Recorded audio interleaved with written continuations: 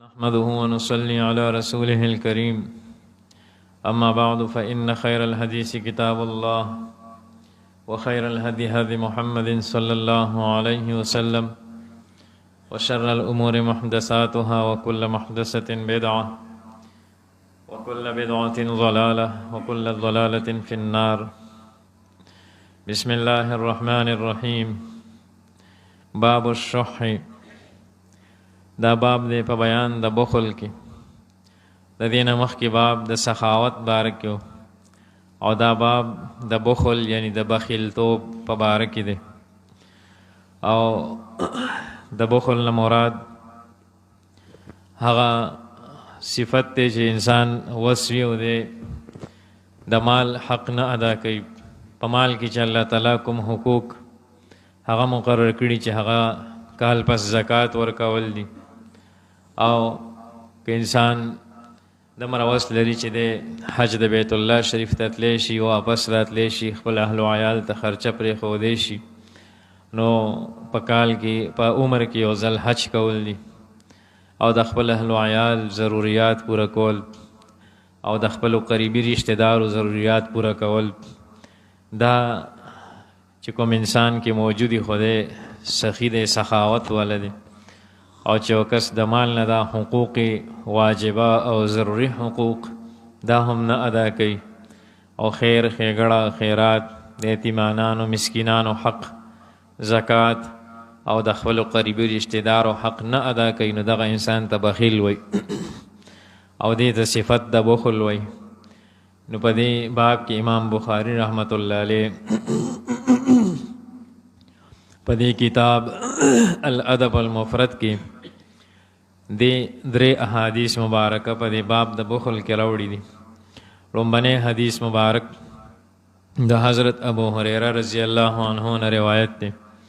قال قال رسول الله صلی الله علیه و آله وسلم، چې محبوب رسول الله مبارک صلی الله علیه و آله وسلم او فرمایل: لا يجتمع غبار في سبيل الله ودخان جهنم في جوف عبد ابدا. د الله په لار کې د جهاد دوړه او ګرده او د دوزخ لوګي دا د یو انسان په خېټه کې نشي جمع کېده.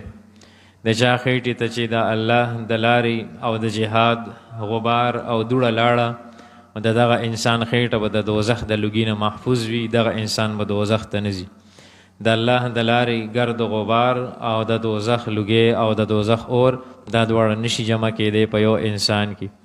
یعنی هر هغه انسان چې هغه د الله په لاره کې جهاد وکړو، دغه انسان په ایمان سره خاتمه وشو، په ایمان سره دنیا نه لاړو، دغه انسان جسم او د خېټې ته به د دوزخ لوګي نه ځي، یعنې دی به الله د جهنم نه بچ وساتي.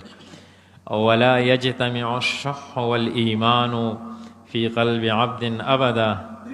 او بخل او ایمان، بخل بخیلتوب او ایمان دا دواړه د یو انسان په زړه کې نشي جمع کېدی. یعنی چې کوم کس صاحب ایمانی د ایمان خاوند دی، دغه انسان بخیل نشي کېدی. هغه بخیل چې هغه د خپل مال نه ضروري حقوق چې ما په ابتدا کې عرض کو، زکات او حج او د خپل قریبي رشته دارو حقوق او د اهل و عیال حقوق دا نه ادا کوي، نو ایمان او دا بخل بخیلتوب دا دواړه په یو کس کې د یو سړي په زړه کې دا دواړه نشي جمع کېدی. یعنی چې کوم کس صاحب ایمانی نو هغه به بخیل نه وي، او چې کوم کس بخیل نو دی به صاحب ایمان نه وي، د ایمان کې فرق، ایمان به کمزوری وي. دویم حدیث مبارک د حضرت ابو سعید خدری رضی الله عنه نه روایت دی. عن النبی صلی الله علیه و آله وسلم، د دواړو جهانو سردار محبوب رسول الله مبارک صلی الله علیه و آله وسلم نه روایت کوي. قال چې محبوب او فرمایل: خصلتانی، دو خصلتونه داسې دي، دو خبرې داسې دي، لا یجتمعان فی مؤمن چې دا دواړه په مؤمن کې نشي جمع کېدی. البخل و سوء الخلق، چې یو بخیلتوب دی او بل بد اخلاقی ده. بد اخلاق او بخل دا د مؤمن شان نه دی. مؤمن به بد اخلاق نی او مؤمن چې دی به بخیل نه وي. بل حدیث مبارک چې د دې باب آخري حدیث دی. عبدالله ابن ربیع رضی الله عنه فرمایي چې كنا جلوسا عند عبد الله، موږ د عبد الله بن مسعود رضی الله عنه سره ناستو.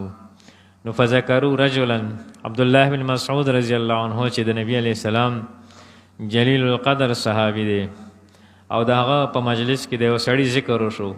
فذكروا من خلقه، خلق داغه د اخلاق مبارک خبرو کې چې اخلاق داسې دي.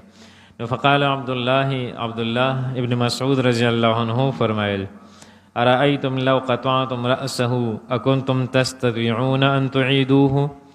تاسو ما ته خبر راکې یو مثال ورکول دي خلکو ته چې تاسو د کوم سړي د اخلاق مبارک خبره کوي، نو که چېرې تاسو د دې سړي سر هغه نیم کوي نو بیا ورته واپس سمولی شي؟ نو قالوا لا، دوی وی چې نه. قال فيده، که لاس دې نه کټ کوي نو بیا ورته واپس په جسم کې لګولی شي؟ نو قالوا لا، خلکو وی چې نه. قال فرجله، که خپتې کټ کوي نو بیا ورته واپس په جسم کې لګولی شي؟ نو قالوا لا، خلکو جواب ورکو چې نه. نو قال، نو عبدالله بن مسعود رضی الله عنه او فرمایل فإنكم لا تستطيعون أن تغيروا خلقه، تاسو دا طاقت هم نشئ لرلی چې دغه اخلاق بدل کړئ، حتى تغيروا خلقه، تر دې چې تاسو دغه دا جسم څنګه چې د جسم دا تخلیق او د جسم دا اندامونه تاسو نشئ بدلولی، نو دغه تاسو دغه اخلاق هم نشئ بدلولی. او بیا او فرمایل چې ان النطفة لتستقر في الرحم 40 ليلة، نطفه د انسان پر رحم کې هغه سلوي خرج پرتای، ثم تنحدر دما، او بیا تینا وینه جوړه شي، او ثم تكون علقه، او بیا تینا د غوښې ټوکړه جوړه شي، بیا تینا چکه وینه جوړه شي، ثم تكون مضغه، او بیا تینا د غوښې و ټوکړه جوړه شي، او نو ثم يبعث الله ملكا فيكتب رزقه، بیا چې کله څلور میاشتې په دې انسان باندې پر رحم کې تیر شي نو الله تعالی یو ملائکه یو فرشته راولیږي، فیکتب رزقه وخلقه، نو دغه انسان چې لا پکې روح نه دی اچولی شوی د رزق ولیکلی شي. فرشته د دې کس چې لا د مور پر رحم کې دی د رزق په باره کې لیکلو کې چې دی به دومره رزق خوري، او وخلقه، او د اخلاق په باره کې لیکل وشي چې د اخلاق به داسې وي. وشقیا او سعیدا، او درېمه خبره دا ولیکلی شي چې دی به بدبخته وي، او څلورمه خبره دا ولیکلی شي چې یا به نیکبخت وي، بدبخت به وي یا به نیکبخت وي، دا خبره ولیکلی شي. نو هر مؤمن هغه نیکبخت دی او هر کافر چې دی نو هغه بدبخت دی. چاته چې الله په دنیا کې ایمان نصیب کړی هغه نیکبخت دی، اگر که ګناهګار هم دی لیکن دی نیکبخت دی، بدبخت نه دی. او چې څوک بې ایمانه دی نو هغه بدبخته دی. الله تعالی دې زموږ ستاسو ټول د نیکبختانو په فهرست کې د الله موږ تاسو راولي. نو وایي چې کله انسان کې یا روح نه دی اچولی شي چې د اخلاقو په باره کې ولیکلی شي چې دی به داسې اخلاق وولی، نو د انسان دا اخلاق چې دا ډېر په ګرانه باندې بدلیږي، دا د فطري شی دی. په طبیعت کې دا اخلاق ښه اخلاق یا بد اخلاق پراتی، او په نیکو اعمالو سره، په نیکو مجالسو سره، په نیکو صحبتونو سره دغه فطري اخلاق چې کوم دي نو د دې میلان که دا بد اخلاق نه میلان خو اخلاقو طرف ته شي، او دغه بد اخلاق په خو اخلاقو باندې بدل شي د نیکو مجالسو په برکت باندې، او د نیکانو خلکو د اهل الله په مجالسو په برکت باندې، د اهل الله په صحبت باندې الله تعالی د انسان دغه بد اخلاق دا بدل کی. خو چې کله دی بیا هغه زوړ ماحول ته شي، د نیک مجلس پرېږدي نو د فطري اخلاق بیا د ته راواپس شي. نو دا اخلاق دا د انسان فطري شی دی، خو په دې کې ښکلیوالی او ښکلا په دې کې راځي، او په دې کې چې کوم دی ښایستهوالی راځي په نیکو صحبتونو باندې، په نیک ماحول باندې، په دې کې چې کوم دی نو هغه تبدیلي راځي. نو دا بخل چې دی دا هم په بدو اخلاقو کې یو بد هغه خلق دی، یو بد صفت دی. الله تعالی دې موږ تاسو ته هم دا ښکلي اخلاق د صحابه او د نبی علیه السلام نصیب کی، او د بدو اخلاقونه د الله تعالی موږ تاسو وساتي. سبحان ربک رب العزة عما یصفون.